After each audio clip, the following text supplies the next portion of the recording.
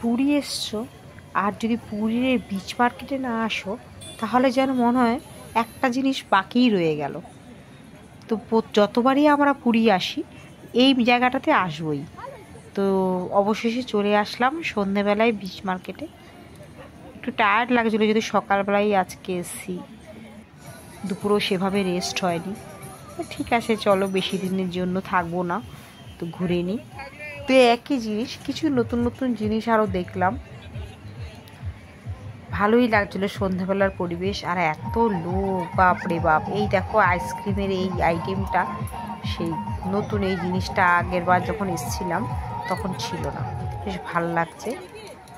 বাচ্চাগুলোকে কি সুন্দর সামনে আইসক্রিম নিয়ে বারে বারে ঘুরিয়ে ঘুরিয়ে দেখাচ্ছে, কিন্তু দিচ্ছে না। আর জিনিসপত্র তো মানে তুলনায় নেই, যতবারই আসি নতুন নতুন জিনিস কখন দেখতেই পাই, বিভিন্ন রকমের জিনিস। কত সুন্দর জগন্নাথ দেবের সব মূর্তি দেখো সাজিয়ে রাখা আছে। আর দাম দরাদরি তো চলছেই, প্রতিবারই এসে কিছু না কিছু নিই।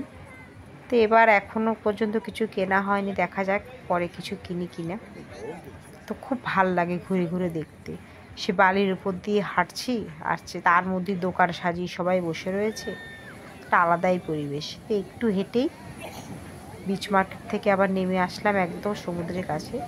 সমুদ্রের সামনেই যেহেতু মার্কেটটা হয়, তো মার্কেট থেকে এগিয়ে আসলেই আবার সমুদ্র। তো একটু দাঁড়ালাম, দাঁড়িয়ে আবার দেখলাম অনেকটা সময় হয়ে গেছে, দেরি, এবার হোটেলে ফিরতে হবে।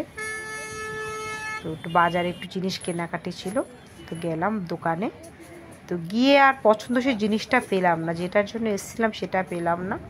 তো অবশেষে ওই বাজারের ভেতরের পথ দিয়ে ধরে ধরে ধরে ধরে এবার হোটেলে ফিরে চললাম।